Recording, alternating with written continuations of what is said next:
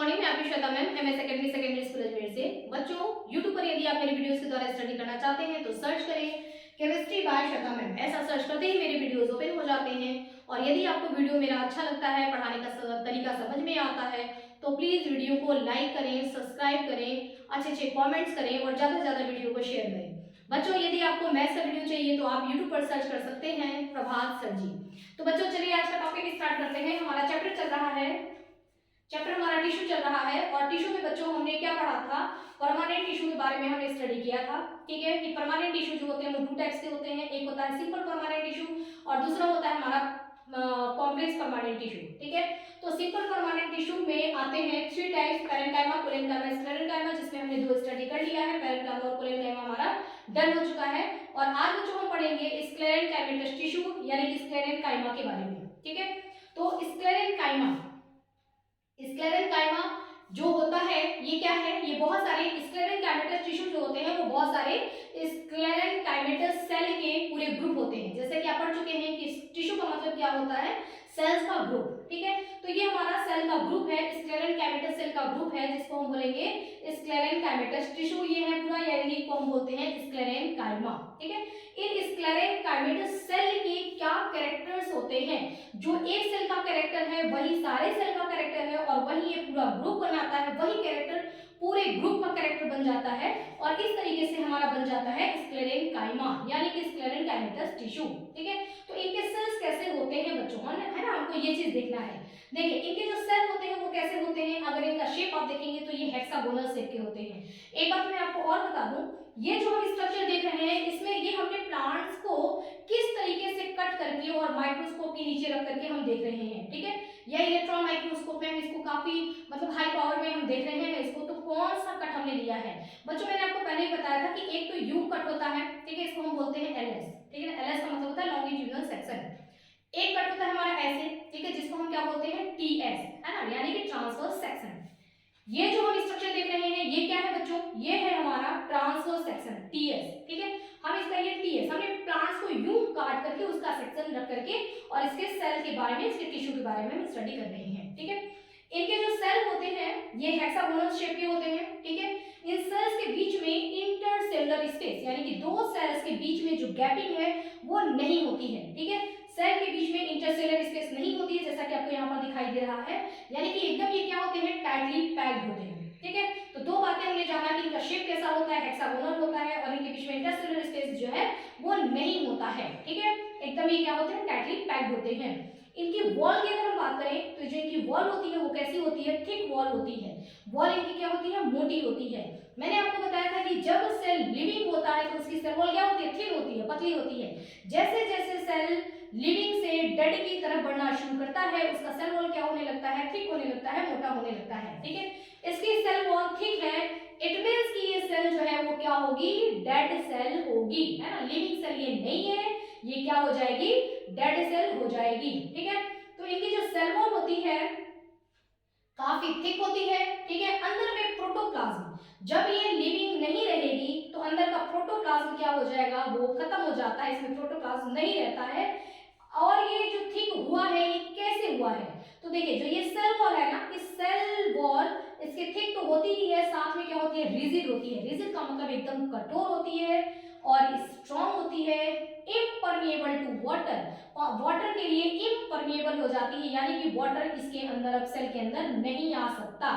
ऐसा क्या हो गया सेल के अंदर जो इसके अंदर वाटर नहीं आ सकता है? ठीक है, हुआ मैजिक कुछ यूं कि इस सेल के जो सेल वॉल है, इस सेल वॉल में यहाँ पर पूरा एक मटेरियल जमा हो गया, इकट्ठा होने लगा एक मटेरियल। वो मटेरियल क्या था? वो मटेरियल है लिग्निन। ठीक है, तो सेल वॉल में लिग्निन इकट्ठा होने लगा। लिग्निन के लिए आप नॉर्मल कह सकते हैं, लिग्निन मींस क्या? सीमेंट। ठीक है, सीमेंट क्या करता है? कठोरता देता है। ठीक है, स्ट्रॉन्ग बनाता है किसी चीज को। उसी तरीके से लिग्निन जो है ये प्लांट्स का सीमेंट है, यानी प्लांट्स को क्या करेगा? ये कठोरता देता है, प्लांट्स को ये स्ट्रॉन्ग बनाता है। तो लिग्निन जो होता है वो सेल वॉल में इकट्ठा होने लगेगा। जिसकी वजह से जो सेल वॉल है वो क्या हो जाएगा, काफी कठोर हो जाएगा, ठीक है ना, तो रिजिड हो जाएगा, स्ट्रांग हो जाएगा। और फिर इतना पूरा सीमेंट कैसे लग गया, तो वाटर इसमें आ जा नहीं सकता, तो पानी के लिए क्या हो जाएगा बच्चों, इम्परमिएबल हो जाएगा, ठीक है। और लिग्निन जो है ये केवल सेल वॉल तक ही सीमित नहीं रहता है, बल्कि ऐसी जरूरत आन पड़ी है प्लांट्स को जरूरत आन पड़ी है कि वो ऐसा करें, है ना। सेल को पहले तो लिविंग सेल है उसको धीरे धीरे डेड में कन्वर्ट करना जरूरी हो गया था, क्योंकि प्लांट को क्या जरूरत थी, प्लांट को मैकेनिकल सपोर्ट्स की जरूरत थी, जिसके लिए ऐसे सेल की जरूरत थी जिसमें सीमेंट ज्यादा हो, जो प्लांट्स को मजबूती दे सके। इसके लिए क्या होता है कि जो ये लिग्निन है, उस लिग्निन को इसमें जो प्रोटोप्लाज्म अंदर होता है ना, एक सेल के अंदर क्या होता है, पूरा अंदर प्रोटोप्लाज्म है, न्यूक्लियस है, साइटोप्लाज्म, मतलब वही प्रोटोप्लाज्म या साइटोप्लाज्म, न्यूक्लियस है, उसमें सेल ऑर्गेनल्स है, ये सारी चीजों को खत्म करके उनको जगह चाहिए होता है कि इसमें भी सीमेंट भरा जा सके, ताकि ये एक सेल जो है वो पूरा हमारा मजबूत सेल बनकर के तैयार हो जाए, ठीक है।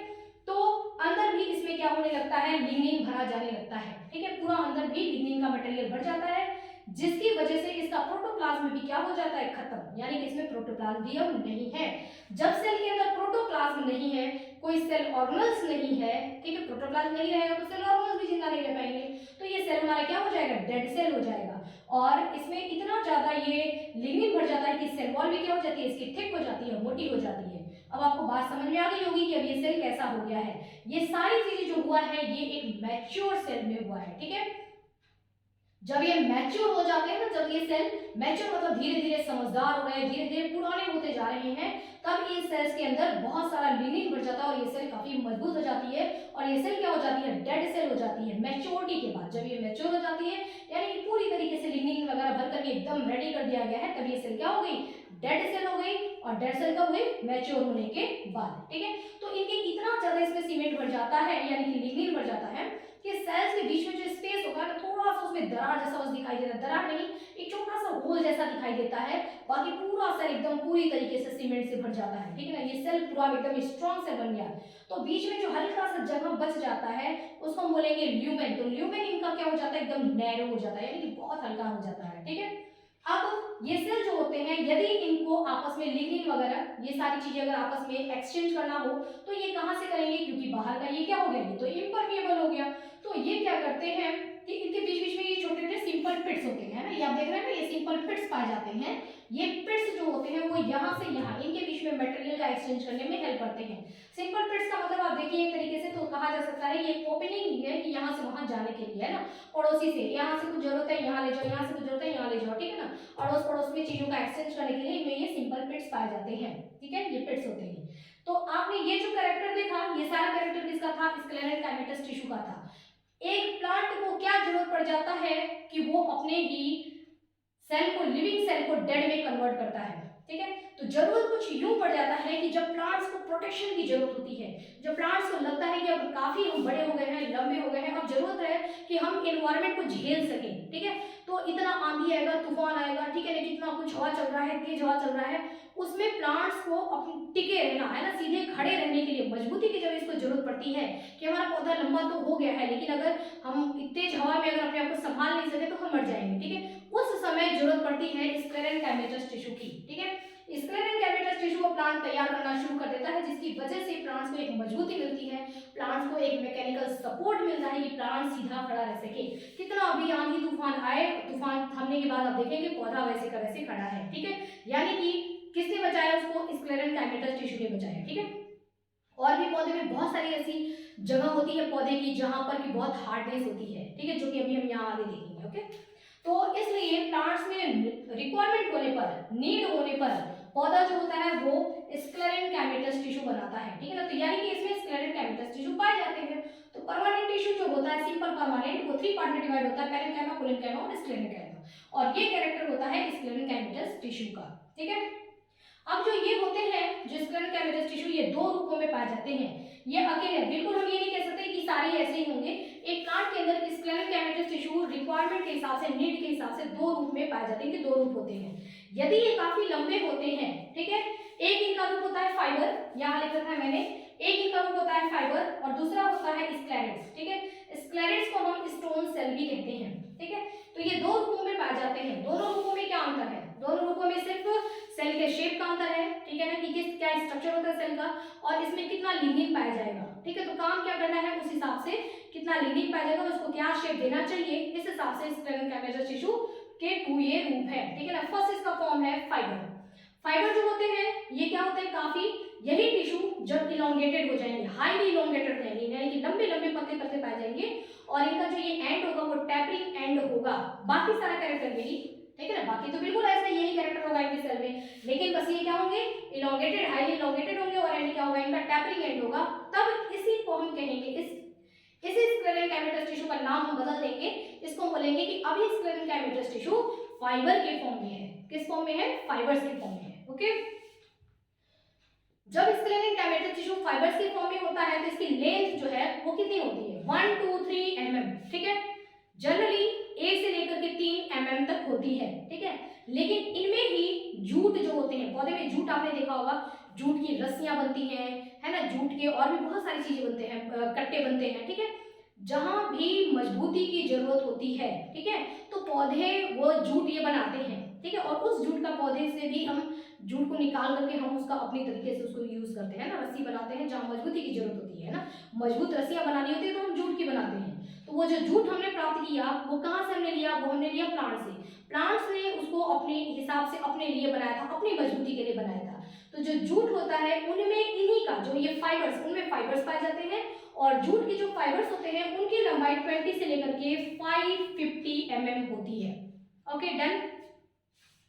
स्क्लेरल कैमेटस टिश्यू का जो सेकंड फॉर्म होता है वो होता है स्क्लेरेट्स, या इसको हम स्टोन सेल भी कहते हैं। स्टोन सेल ये कब कहलाएंगे, जब यही सेल है ना, स्क्लेरल कैमेटस टिश्यू ही, यानी कि ये वाले टिश्यू जब इनकी साइज जब शॉर्ट होती है, जब ये छोटे होते हैं, इनका शेप जो है वो cylindrical, spherical, Oval shape, T shape, dumbbell shape यानी कि डमरू के आकार का, इस तरीके के शेप में यदि ये पाए जाएंगे और इनमें बहुत ही ज्यादा मजबूती होगी, यानी कि इनमें लिग्निन जो होगा वो बहुत ज्यादा ही भरा होगा, इनके बीच का ल्यूमेन जो है वो लगभग ना के बराबर होगा। स्पेस ही नहीं है सेल के बीच में, है ना, इसमें जो ल्यूमेन है वो लगभग ना के बराबर होगा, यानी कि जब बहुत ज्यादा जहां पर प्लांट्स को जरूरत होती है कि यहाँ पे ज्यादा मजबूती देनी है, ठीक है, वहां वो इस तरीके के स्क्लेरल कैमेटस टिश्यू को बनाते हैं जिसको हम बोलते हैं स्टोन सेल, ठीक है। तो ये हमारे स्टोन सेल, ये सिंगल भी रह सकते हैं, ग्रुप में भी रह सकते हैं। इनकी कैविटी जो होती है वो बहुत ही नैरो कैविटी पाई जाती है और ये highly thick and dead cells होते हैं, बहुत ये बिल एकदम काफी मोटे हो जाते हैं क्योंकि इनमें मैक्सिमम लिग्निन पाया जाता है, बहुत सारा लिग्निन भर जाता है जिसकी वजह से ये डेड हो जाते हैं और काफी मोटे हो जाते हैं, ठीक है ना, लिग्निन के भरने की वजह से। तो ये जाहिर सी बात है कि ये ज्यादा मजबूती देंगे, है ना। ये पाए कहाँ जाएंगे, देखिए जो प्लांट्स होती है ना, अगर आप उसकी स्किन को लेकर के, स्किन को अगर बारीकियों से देखेंगे, जब हम स्किन का स्टडी करेंगे, यानी कि प्लांट्स को हमने लिया, उसमें उस स्किन में मतलब लीफ ले लिया हमने, उसको जब बारीकी से देखेंगे, जूम जूम जूम करके देखेंगे, यानी कि हम उसके जब टिश्यू को देख रहे हैं, उसके सेल्स की लेयरिंग देख रहे हैं, उसको बोलते हैं एनाटॉमी, ठीक है, इसके स्टडी को एनाटॉमी बोला जाता है। तो जब हम उसके लेयरिंग को देखेंगे कि अब इसमें कौन कौन से लेयर हैं, तो सबसे ऊपर क्यूटिकल का लेयर है, उसके ऊपर एपिडर्मिस पाया जाता है, उसके नीचे हाइपोडर्मिस होता है, उसके नीचे कॉर्टेक्स होता है ना। सेल्स के अलग अलग अलग अलग लेयर्स होते हैं, क्या होते हैं, अलग अलग लेयर्स होते हैं, ठीक है। तो उसी तरीके से जो हाइपोडर्मिस होता है, पेरिसाइकल जो होता है, जो सेकेंडरी जाइलम है, सेकेंडरी फ्लोएम है, उन सब में ये जो हमारे स्क्लेरेट्स हैं या स्टोन्स हैं, ये बहुत ही ज्यादा मात्रा में पाए जाते हैं क्योंकि यहाँ पर मजबूती देने की जरूरत होती है। जाइलम है, जाइलम और फ्लोएम काम इनका है वाटर कंडक्शन, फूड कंडक्शन, इसको भी जरूरत होता है कि कोई इनको पकड़े रहे, है ना, स्ट्रॉन्गनेस, मजबूती इनको दे, सहारा दे, तो वहां पर ये पाए जाएंगे स्टोन सेल्स। उसके अलावा जहां भी हार्ड शीट कोट की जरूरत है, जैसे कि हम कहेंगे अखरोट, अखरोट जो होता है ऐसा फ्रूट है जिसके ऊपर की हार्ड, कितना हार्ड उसमें उसका शीट कोट जो होता है वो कितना हार्ड होता है, ठीक है। तो अखरोट के ऊपर जो वो हार्ड जो उसकी जो कवरिंग है, कोट है, वो किससे बनी होती है, वो भी बनी होती है स्टोन सेल से, यानी कि स्क्लेरेट से बनी होती है, ठीक है, उतना मजबूत आपने देखा है। Coconut oil, sorry coconut oil, coconut है ना, नारियल आपने देखा है, नारियल के ऊपर भी जो लगे होते हैं सारे, ठीक है, कितना मजबूत उसके ऊपर जो लेयरिंग होती है, वहां पर भी है ना, वहां पर भी पाया जाता है हमारा स्क्लेरेट्स यानी कि स्टोन सेल्स। उसके बाद आलमंड जो होता है, बादाम, ठीक है ना, उनके ऊपर उनके जो एंडोकार्प होता है कितना वो स्ट्रांग होता है, मजबूत होता है अंदर का मटेरियल, ठीक है, वहां पर भी क्या पाया जाता है, स्क्लेरेट्स पाया जाता है ना। तो इनका कुल काम मिलाकर के क्या होता है, प्रोटेक्शन, ठीक है, प्लांट्स को प्रोटेक्शन देना, फ्रूट्स को, अब अखरोट है, अंदर फ्रूट है, उसके ऊपर प्रोटेक्शन दे रहे हैं, तो प्रोटेक्शन कौन दे रहा है, प्रोटेक्शन देने के लिए प्लांट ने स्क्लेरेट्स, है ना, स्क्लेरेट्स को का फॉर्मेशन किया। स्क्लेरेट्स क्या है, यही है ना, स्क्लेरेट कैमेटस टिश्यू है जो कि और ज्यादा अपना स्ट्रॉन्ग रूप दिखा रहे हैं।